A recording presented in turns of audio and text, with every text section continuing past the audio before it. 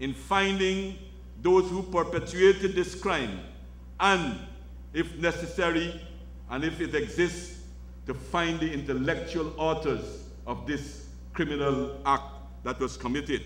That was President Donald Ramotar at the recently held police officers' conference. He had encouraged the top command of the force to find those solely responsible for the assassination of anti-government protester Crum-Ewing. President Ramotar had then seemed deeply concerned over the killing. Today, the president is chewing his own words. The head of state is now saying that Crum-Ewing was no threat to the Ramotar administration and the PPP. He was no threat to the PPP. He was no threat to the government. He was no threat. He was a nuisance value more than anything else. He was spreading a lot of racist talk on his Facebook and all kind of things of that nature he was doing.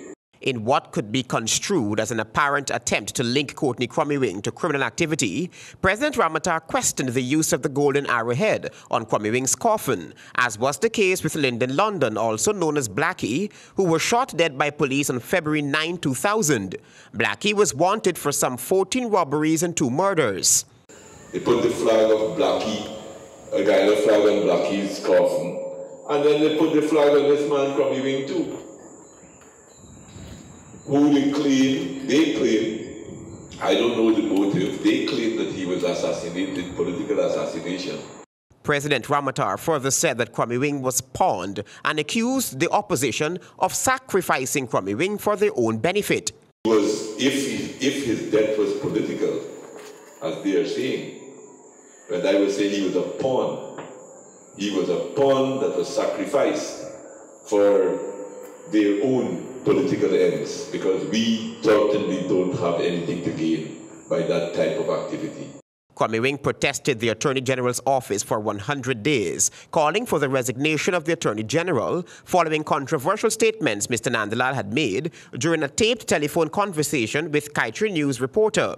Nandlal had told Nightly News exclusively that he never met Crum-Ewing and only knew of him when he picked up the papers one morning. Crum-Ewing's mother was straightforward in expressing her belief about Nandlal's statement and her son's slaying. He tried to move himself, but I know that he knows what happened with my son and who did it. I know that he knows that, and he knows that I know that. Crum-Ewing was gunned down on Tuesday, March 10 in 3rd Avenue Diamond while using a bullhorn, urging people to vote against the ruling PPPC government.